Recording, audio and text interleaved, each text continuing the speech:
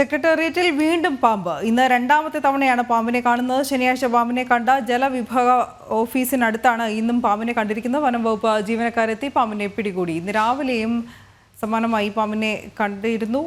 ടിൻഡു ദാസ് വിവരങ്ങളുമായി ചേരുന്നു. ടിൻഡു, വിശദാംശങ്ങൾ. ഇന്ന് രണ്ടാമത് തവണയാണ് സെക്രട്ടേറിയറ്റില് പാമ്പിനെ പിടികൂടുന്നത്. ശനിയാഴ്ച പാമ്പിനെ കണ്ട ജലവിഭവ വകുപ്പിന്റെ ഓഫീസിനടുത്താണ് ഇന്ന് രണ്ടാമതും ഇപ്പോൾ പാമ്പിനെ കണ്ടെത്തിയത്. വനം വകുപ്പ് ഉദ്യോഗസ്ഥർ വന്ന് ഈ പാമ്പിനെ പിടിച്ചു എന്നാണ് നമുക്കിപ്പോൾ അറിയാൻ സാധിക്കുന്നത്. രാവിലെ പാമ്പിനെ കണ്ട പൊതുമരാമത്ത് വകുപ്പ് ഓഫീസിനടുത്ത് പാമ്പിനെ ജീവനക്കാര് ആരോഗ്യ വിഭാഗത്തിലെ ഹെൽത്ത് ഇൻസ്പെക്ടർമാരെ കൊണ്ടുവന്ന് പാമ്പിനെ തല്ലി കൊല്ലുകയായിരുന്നു. അപ്പൊ തുടർച്ചയായി രണ്ടാമത്തെ തവണ, ഈ ആഴ്ച ഇത് മൂന്നാമത്തെ തവണയാണ് ഇത്തരത്തിൽ സെക്രട്ടേറിയറ്റിലെ പാമ്പിനെ പിടികൂടുന്നത്. വിഷമുള്ള ഇനത്തിലെ പാമ്പാണെന്നാണ് നമുക്ക് അറിയാൻ സാധിക്കുന്നത്.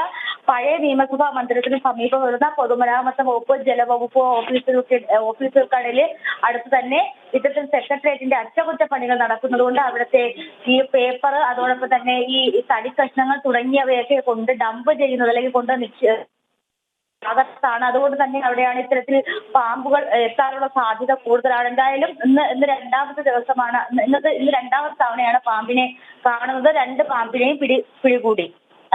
ശരി ടിൻഡു.